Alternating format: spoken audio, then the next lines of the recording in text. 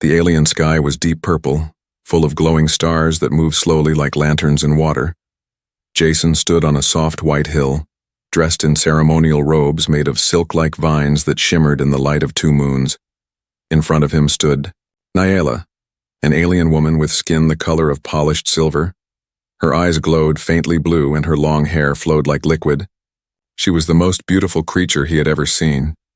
They had met only weeks ago when Jason arrived with a small Earth research team to study the culture of her planet.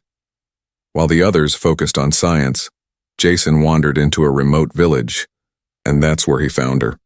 Or maybe she found him. Their bond grew quickly. Too quickly, some would say. But her voice, her kindness, the way she looked at him without judgment, all of it made him feel alive again, like he had a place in this strange world. Now he stood beside her in the middle of a glowing circle drawn with red crystal dust. The village elders stood around them, whispering in an alien tongue. Nyala held out her hand, and Jason took it without fear. A soft breeze passed over the hilltop, carrying the scent of sweet alien flowers. The village drums beat slowly like a heartbeat, and a voice rang out, deep and echoing. By the bond of moons and breath, he is yours and you are his, the elder declared. Jason smiled at Nyala. I promise to be yours, he said. Nyala's lips curved into a soft smile. And I promise to share all that I am, she replied. The words felt powerful, more than just tradition. Jason's heart pounded. His fingers tingled as a faint blue light wrapped around their hands, sealing the pact. The crowd cheered in strange, melodic sounds. Flowers fell from above like glowing snow. It felt magical, like a dream. Jason leaned forward and kissed her softly. Her lips were warm, her skin slightly cool, but the moment felt real and pure. Later that night they returned to her home, an elegant dome-like structure built from living wood and crystal. It shimmered even in darkness, alive with gentle light. Jason sat by the fire pit inside, while Nyala prepared a meal. Of fruits and glowing bread-like rolls, he watched her move, graceful, calm, and yet something felt off. She kept looking toward a closed curtain at the end of the hall. It wasn't a door, but it acted like one. She hadn't told him what was behind it, and he hadn't asked. Until now. What's back there? Jason asked. Gently, Nyala froze for a moment, then smiled, but it looked forced. A place of silence, she said. You will understand soon. Jason tilted his head. Can I go in? Not yet, she replied, her tone gentle but firm. He didn't push her. Instead, he nodded and changed the subject. But that curtain, it stayed in the corner of his eye all night, unmoving yet loud in his mind. At night, Jason and Nyala lay, side by side on a wide, soft bed made of something between foam and moss. She curled close to him, her breath steady, her skin cool against his chest. He should have felt peaceful. But instead, he stared at the ceiling, thinking about her words. I promise to share all that I am. The wind outside howled gently, and something echoed faintly. Jason sat up. He listened, carefully. There it was again. A whisper, not from outside, but from behind the curtain. Soft, strange, feminine whispers. 3 voices, maybe 4, speaking words he couldn't understand. Jason slowly got out of bed, tiptoed to the hallway, and stood just a few feet from the curtain. The voices stopped as soon as his foot touched the crystal floor. Silence filled the air, heavy and cold. He stood there waiting, but nothing moved. Slowly, he walked back to bed. Nyala was still asleep, her face peaceful. Maybe I imagined it, he whispered to himself. But deep down, he knew something strange was happening. The next morning, Nyala kissed his forehead and served him warm drink in a curved glass bowl. Do you feel happy? She asked. Yes, Jason replied, but hesitated. Just curious, she nodded slowly. Good, she said. Curiosity is the first step to understanding. Jason smiled back, but a flicker of unease still danced in his chest. Outside, the sun rose with green and gold light, painting the sky in colors no Earth human had names for. Jason thought he had just married one woman, but somewhere deep inside, Something told him that wasn't the whole truth. He just didn't know yet. How many others had promised to share all that I am through Nayla's lips? Jason couldn't stop thinking about the voices he heard last night. They weren't loud, but they were there. Soft, echoing whispers, speaking a language he didn't understand, and yet they sounded strangely familiar. Like Nayla's voice, but not hers alone. The curtain still hung at the end of the hallway, unmoved. It didn't flap with wind or sway with footsteps. It stood still like a secret that refused to be forgotten. After breakfast, Jason sat near the garden, pretending to enjoy the view, but his eyes often wandered to the hallway. Nayla was busy picking glowing fruits, her hands moving gently through the leaves. She looked calm, but Jason felt tension under the peace. "Nayla," he said, "after a while, I need to ask again what's behind the curtain." Nayla paused, then turned toward him slowly. "Something sacred," she said softly. "Not for the outside world yet?" Jason tilted his head. "But I'm not an outsider now," he said. "I'm your husband." She walked to him, sat down beside him, and placed her hand over his. "Yes," she said, "you are mine, and I am yours. But there are parts of me that must open in their own time." Jason didn't argue further, but the feeling inside him grew heavier. If marriage meant sharing everything, then why did it feel like he was only seeing half of her world? That night the whispers returned. This time they came earlier. Just after the sun dipped below the hills and the second moon began to rise, Jason lay awake again, pretending to sleep. Slowly, he slipped out of bed, careful not to wake Nayla. He walked to the hallway, bare feet touching the cool crystal floor. The curtain stood still, but now he could hear the whispers more clearly. He reached out, fingers trembling slightly, and touched the fabric. It was cool, almost wet, but didn't move under his touch. Suddenly, the whispers stopped, replaced by deep silence, a silence that felt like something was holding its breath. Jason took a step back, heart pounding, and turned away. But just as he did, he heard one word, in perfect English. "Jason." He froze, his name, spoken softly, like a breath. Not from Nayla, not from behind the curtain, but from within his own mind. He rushed back to bed, shaking slightly. Nayla was still there, her eyes closed, her body still. The next morning he didn't ask questions, he simply watched her, trying to understand what she wasn't saying. Nayla smiled, kissed him, and acted like nothing had happened. But her smile didn't reach her eyes. Later, he walked through the village, hoping to find answers. The elder, a tall, silent figure with golden markings, noticed him. "You seek what you are not ready to hold," the elder said without being asked. Jason frowned. "Then tell me when I will be ready." The elder pointed to the sky. "When the third moon rises, the truth will come to you. You must stand still and you must not run." Jason didn't understand the meaning, but the words stayed with him, burned into his mind like fire in the snow. That night, he waited. This time, he didn't pretend to sleep.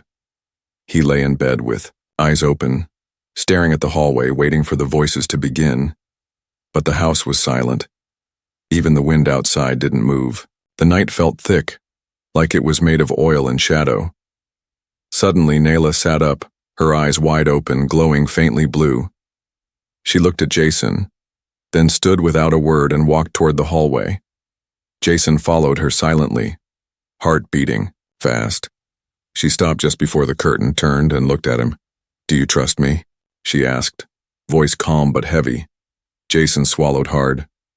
"Yes," he said, though part of him still hesitated. She nodded and touched the curtain. It melted at her fingers, turning into light, revealing the room behind it. Inside were 3 figures, floating, glowing, breathing in sync. They looked like Nayla, but each had something different. One had deep red eyes, one had golden skin, and one had white hair that moved like smoke. They opened their eyes, slowly, as if waking from a long dream. They stared at Jason without blinking, without speaking, yet he felt something press against his chest. An emotion, sharp and strange, Nayla stood beside him. "These are my sisters," she said, "born from the same life, sharing the same soul." Jason couldn't speak. His mouth opened, but no words came out.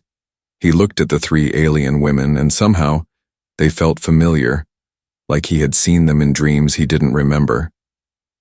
"They too have been watching you," Nayla said. "Waiting, feeling your heart." Jason turned to her, confused. "Why?" he asked. "Why are they here?" Nayla stepped closer, her voice softer now. "Because when you married me, you made a pact, not just with one, but with all who share my soul." Jason staggered back slightly, eyes wide. "You mean I married all of you?" Nayla nodded slowly. "In time they will choose whether to complete the bond or to walk away, but the choice begins tonight." The three sisters stepped forward, their eyes glowing brighter, and Jason stood frozen in place, caught between wonder and fear. He thought he had married one woman, but now he knew. He had stepped into something far deeper, far older, and far more mysterious than he could ever have imagined. Jason sat in silence, staring at the three glowing figures standing before him. Each one looked like Nayla, but they were different in small ways. One had deep red eyes that burned like fire. The second had golden skin that shimmered in the moonlight, and the third had long white hair that floated around her like mist. They said nothing, but Jason could feel their presence, like a quiet hum inside his chest. Not noise, but emotion. Not voices, but feelings, pushing gently against his thoughts. Nayla stood beside him, calm and strong. "These are my soul sisters," she said. "We were born from the same energy cluster.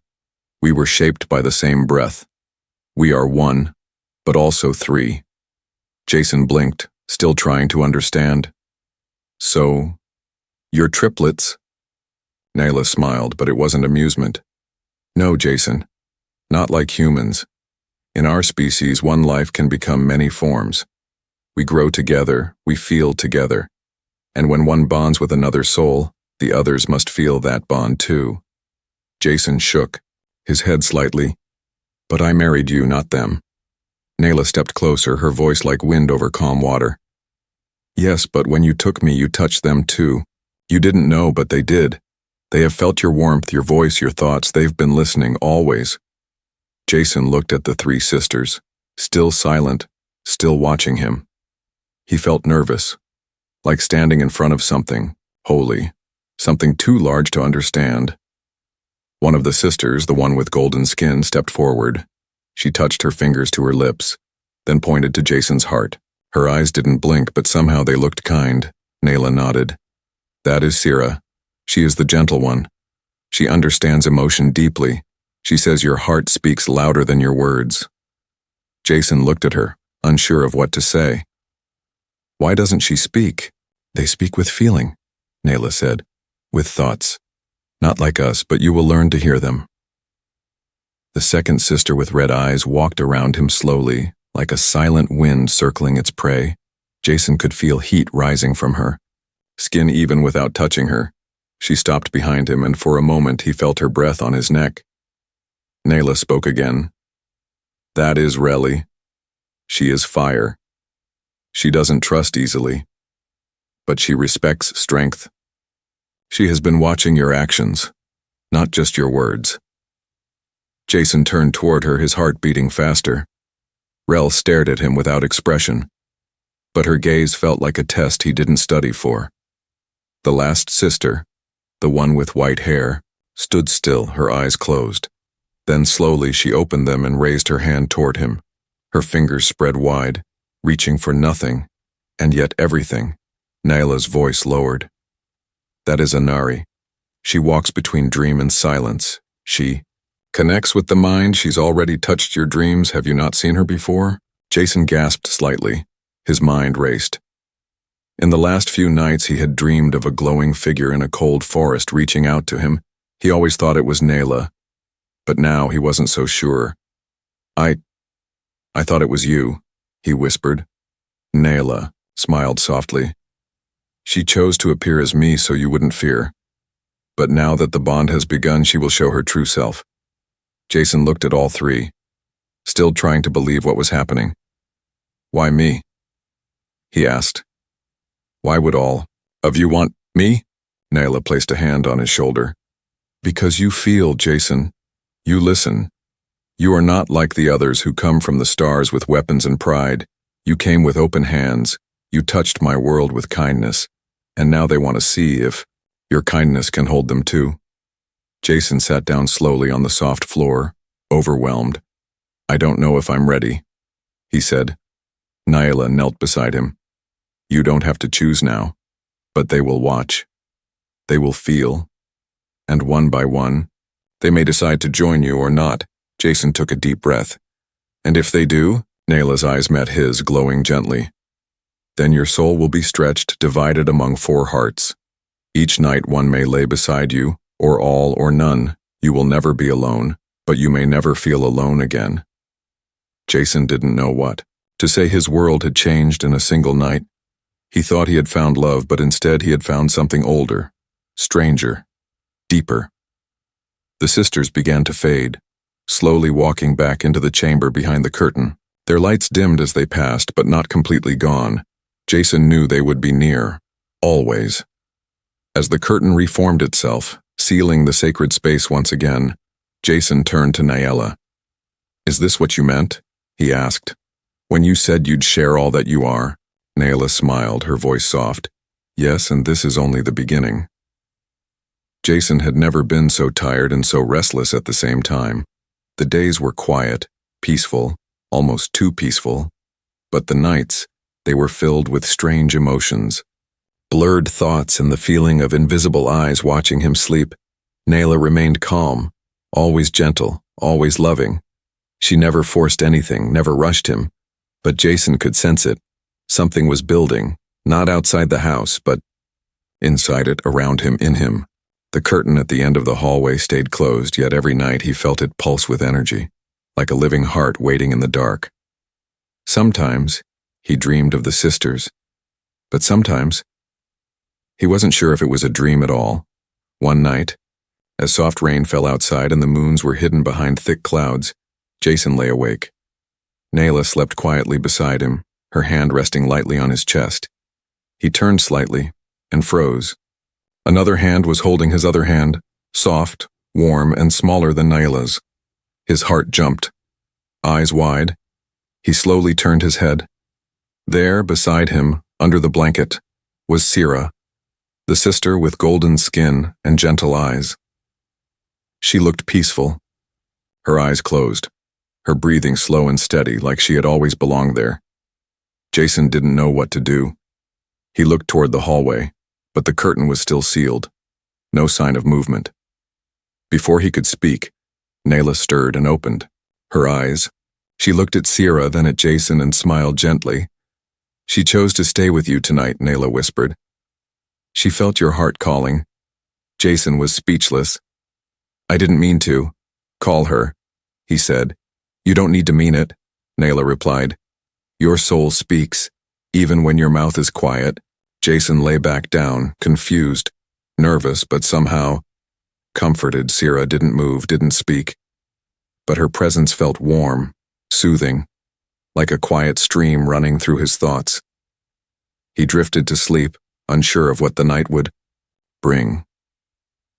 The next morning, Sira was gone.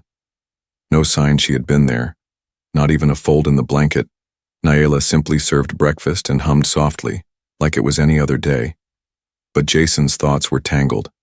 His heart raced, not from fear, but from questions he couldn't answer. The following night, Jason stayed up late, watching the stars from the rooftop. His mind was full, his emotions a storm he didn't know how to stop. He returned to the bedroom slowly, but as he entered, he paused. Rel, the sister with red eyes, was standing at the foot of the bed, her arms crossed, her expression unreadable. Her gaze was sharp, as if testing him again. Jason stood still, unsure. "Are you here to watch me?" he asked. She didn't reply with words. Instead, she stepped closer, her eyes locked on his, and placed one hand over his chest, right where his heart beat. Her fingers felt hot, but not painful. Her touch was strong, but not aggressive. Then, she stepped back and simply lay down on the far side of the bed, saying nothing. Jason stood awkwardly at first, looking at Nayla, who watched from the side quietly. "She wants to know if you can sleep with fire," Nayla said, "without fear."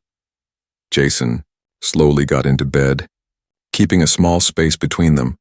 Rel didn't move closer, but she didn't pull away either. Her presence was intense, like being close to a burning candle. Not dangerous, but always alive. That night, Jason dreamed of running through a desert of glowing sand with red lights dancing in the sky, and behind him a figure ran too, keeping pace, always silent, always watching, never letting him fall. When he woke, Rel was gone, just like Sierra. No trace, no sound, only the memory of warmth on his skin and fire in his chest. The next day, Jason didn't speak much. He just walked through the garden in silence. His thoughts were full of confusion, but also wonder. He had come from a world of rules, of clear answers, but this place had none. That night, as the second moon hung low in the sky like a giant silver eye, Jason lay in bed again, waiting. And this time, it wasn't one of them. It was both. Sierra entered first, calm and quiet, and curled up near Jason's side. Her hand rested gently over his. Then Rel followed, eyes glowing faintly. She lay down, on his other side, close, not touching but very near. Jason looked at Nayla, his voice low. "Is this normal?" he asked. Nayla smiled. "No," she said. "But it is right." Jason swallowed hard. "I'm just a man, Nayla. I didn't expect any of this." "You didn't choose them," she replied. "But they are choosing you." Jason looked at the two sisters beside him, each so different yet somehow part of the same bond. He didn't feel afraid anymore. He felt something deeper. Acceptance, connection, something growing like roots in his soul. And then, in the quiet moment between breath and sleep, he whispered to no one in particular, "What about the third?" Nayla's voice answered, soft and almost a whisper, "She is already inside your dreams." Jason closed his eyes, heart racing and calm all at once, surrounded by warmth, watched by love, pulled into a future he could no longer walk away from. Jason sat alone on the hill behind Nayla's home, the sky above him filled with silver mist. 3 moons floated silently above the horizon, casting long shadows across the glowing grass. He had barely slept the last few nights, not because of fear, but because of what he now felt growing inside him. Each night had changed him. Sierra's calm presence, Rel's silent heat, and the distant pull of Anari through his dreams. It was too much for one heart, yet strangely, his heart had not broken. It had stretched. He didn't know if he was in love with one, two, or all of them, or if something deeper was happening, something beyond human love, beyond what words could explain. Nayla approached him slowly, her steps soft, her silver gown glowing under the moonlight. She sat beside him without speaking, letting the silence wrap around them like a blanket.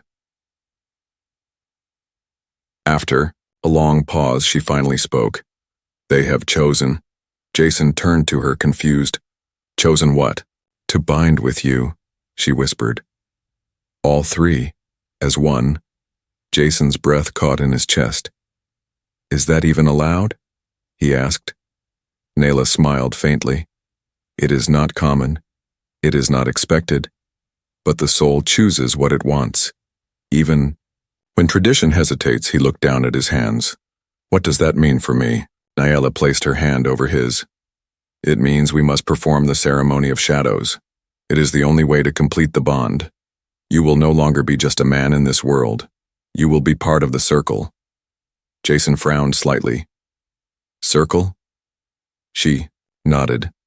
"The shared life between us, it is not marriage as you know it. It is not just body, but soul, mind, and memory.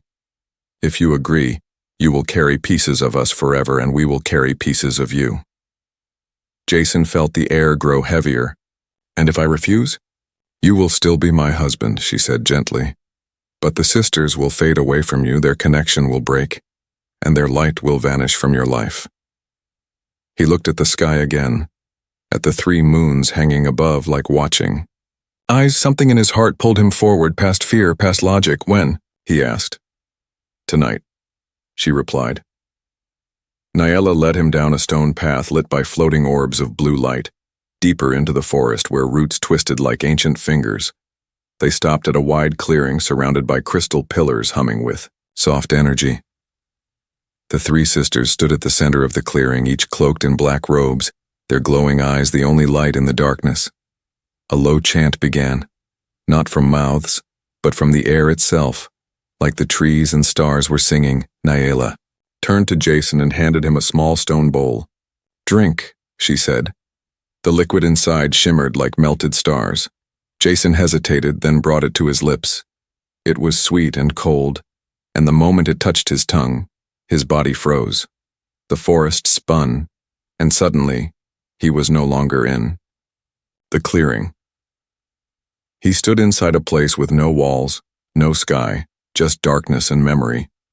Images flickered around him, his childhood, his first heartbreak, his failures, his laughter, and his dreams. Then the sisters appeared one by one, not walking, but forming from mist. Sira touched his mind first, and he felt a wave of peace wash over him. Rella followed, her presence bold and blazing, burning away fear and doubt. Anari came last, silent and soft, wrapping him in thoughts he hadn't dared to speak aloud. They didn't speak, but he knew what they were asking. "Do you accept us? Completely? Without knowing where it leads?" Jason closed his eyes and answered, not with words but with the raw truth in his soul. Yes. In a flash, light exploded around him, and the dream world shattered like glass. He opened his eyes back in the clearing, gasping for breath. Nayla stood before him, smiling, her hand extended. The 3 sisters surrounded him now, no longer distant, no longer silent, each one glowing brighter than before, their robes gone, replaced by woven patterns of light and energy. Nayla whispered, "Now." "We are one." Jason stumbled forward, feeling like he was falling and rising at the same time. The sisters touched his shoulders, his chest, and his forehead, and he felt it, threads weaving into his spirit, invisible and eternal. For a moment, everything was still, no sound, no breath, only warmth and light. Then the forest breathed again, and the world returned to motion. The ceremony was complete. Jason looked at them, Nayla, Sira, Rele, and Anari. He had entered their world as a stranger, a lonely human with no plan, no family, no power. Now he stood at the center of something sacred, something ancient, something terrifying and beautiful all at once. And deep inside, he knew. He was no longer just himself. He was part of something bigger, something forever. Days passed since the ceremony of shadows, but for Jason, time felt strange. Some moments moved like wind, soft and fast. Others dragged like stone, heavy and confusing. At first, everything felt perfect. Each sister now shared moments with him. Sira walked beside him in the garden. Rella joined him during long silent meals, and Anari entered his dreams with gentle warmth that lingered even after waking. Nyela remained the same, still patient, still loving. She guided him gently through this new bond, never controlling, never demanding. But something had changed. It began one night when Jason returned to the house late. He had gone walking through the hills alone, needing time to clear. His heart was full, too full. How could one man belong to 4 powerful beings without losing pieces of himself? As he stepped inside, he felt the air change. The warmth was gone, the light dimmed, and Nayla sat alone in the center of the room, her eyes shadowed. She didn't look at him. Jason approached carefully. "Nayla?" he asked. "What's wrong?" She lifted her gaze slowly, and for the first time her eyes were not calm. They were sharp, not angry, but hurt. You spent the entire day with Anari, she said softly. And the night before that with Rel. Jason blinked, confused. Yes, I didn't know there was a schedule. I thought it was shared. Nayla smiled sadly. Shared, yes, but not forgotten, Jason. I was your first choice, the one you met, the one who opened her world to you. And now, I feel like a memory. Her words struck him deeper than any fire.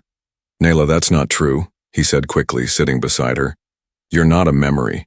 You're the center of all this. You're the reason I stayed, the reason I opened my heart. She turned away. Then why does it feel like I'm watching from the edges while my sisters take the place I once held? Jason didn't know what to say. He had never thought about the balance of love between them.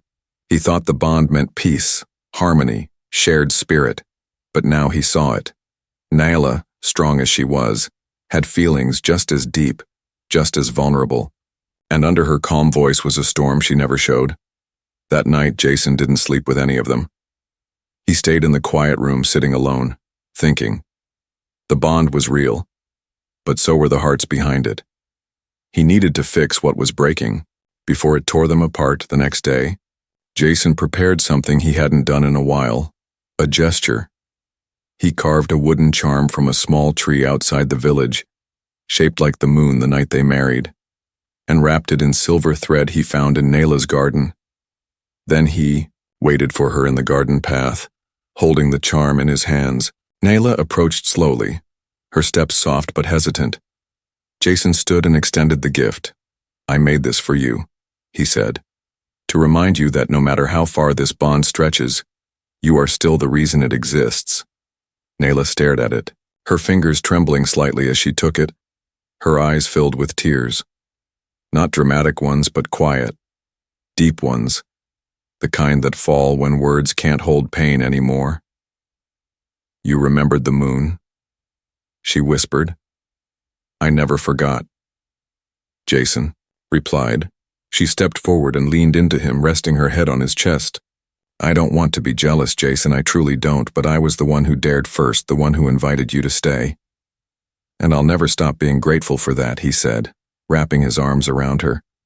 This world, your people, your sisters, they are amazing, but you're my home. The wind rustled the leaves gently as Nayla held him tighter. Then let's not lose what we had, just because more was added. Jason nodded. We won't. Not if we keep choosing each other, every day. That night, he asked Nayla to sleep beside him, just the two of them. And she did. No anger in her touch, no coldness in her kiss, only warmth that felt like a fire returning to life after the ashes. But the next morning brought a new tension. Rella stood, outside the doorway, arms crossed, her red eyes burning brighter than before. You chose her again, she said. Not loud, but sharp. Jason stepped forward, careful with his words. She needed healing, not favoritism. Rel didn't move. We all feel, Jason, you think we do not watch, do not ache. Love is not a game of turns, but you must still walk carefully. Before he could speak, she vanished into the trees, leaving a trail of warm air behind her. Jason stood still, his heart heavy again. The bond was beautiful, but it was also fragile. He was not just a husband now, not just a lover. He was a balance point between four powerful spirits, each with a heart, a past, and a place in this strange connection. He had asked for love, now he would need to earn it, every single day.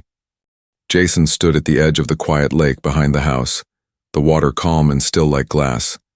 The sky above shimmered with colors he had never seen on Earth, violet clouds drifting past golden stars.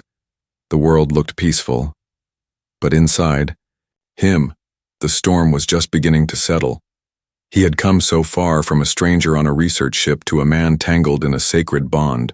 4 hearts now circled his own, Nayla, Sierra, Rella, and Anari.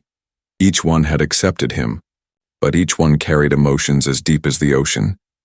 He had almost lost Nayla to jealousy, and nearly broken Rella's trust without meaning to. But now he understood. The bond wasn't about being fair or splitting his time equally. It was about presence, truth, and choosing them again and again without being asked. Nayla walked beside him, holding his hand. Her silver skin shimmered softly in the moonlight. The charm he gave her still hung around her neck, resting just above her heart. "They're waiting," she said gently. "All three of them. They're not sure you'll come." Jason nodded slowly. "Then I'll make sure they know I will." They returned to the house where the curtain at the hallway glowed faintly, but this time, it didn't feel like a barrier. It felt like an invitation. Jason stepped forward, parting the fabric with both hands, and entered the sacred room beyond. Inside, the sisters sat in silence, each in their own corner, the glow of their bodies dimmer than before. Sierra looked sad, Rella looked distant, and Anari's eyes were closed, her body still like sleep. Jason walked to the center of the room and sat down on the floor, placing his hands on his knees. "I want to speak," he said, "not as a husband or a bonded soul, but as a human, with flaws, with feelings, with a heart that doesn't always know what to do." The room stayed silent, but he felt their attention sharpen like wind changing direction. "I didn't come here asking for this," he continued. "I didn't know what it meant to love one of you, let alone all. But I felt your minds, your warmth, your hopes. And I've made mistakes. I've hurt some of you without realizing it." He looked at Sierra first. "You gave me peace when I couldn't find it. You listened when I didn't speak, and I ignored how much that meant. Then," he turned to Rella, "you tested me because you needed strength, not sweet words, and I kept running instead of standing still." Finally, he turned to Anari, who opened her eyes slowly. "You entered my dreams when I was most vulnerable, and I treated it like a mystery, instead of seeing it as care." "I'm not perfect," Jason said, his voice shaking slightly. "But I am real, and I choose all of you, not because of beauty or mystery or power, but because each of you holds something I didn't know I was missing, until now." Sierra stood first, walking toward him slowly. She placed her hand over his chest and smiled. Her light began to glow again, warmer, stronger. Then Rel stepped forward, her eyes softer than before. She knelt beside him, placing her hand over his shoulder. Her heat no longer burned. It comforted. Lastly, Anari rose like a shadow dissolving into moonlight. She floated, to him touching her fingers gently to his forehead, and Jason felt it, a single image in his mind. It was all four of them, standing together, with him at the center, not above, not beneath, equal, loved, chosen. Nayla entered the room behind them, her smile calm, her eyes filled with peace. She sat beside Jason and placed his hand in hers. The sisters encircled him, the energy in the room rising like a wave of light. It wasn't magic, it was understanding, trust, and the quiet promise of forever. Their minds touched his, not to control, but to welcome, not to demand, but to share, and for the first time, Jason didn't feel like an outsider trying to belong. He was part of them now, not because of rules or rituals, but because of love, freely given, fully returned. The lights dimmed again, not from sadness, but from rest. The room cooled, and the silence turned soft like a lullaby. Later that night, Jason lay in the shared chamber, not with confusion, but with clarity. Nayla rested against him, her fingers entwined with his. Sierra lay at his side, breathing calmly, while Rella leaned against his legs, watching the stars through the crystal ceiling. Anari floated just above, eyes closed, humming quietly in the language of dreams. Jason closed his eyes, a smile touching his lips. He had married an alien beauty, but he had gained something more, a home in four hearts, and a place in a world. Where he had once been a stranger, he was no longer just a man from Earth, he was theirs, and they were his.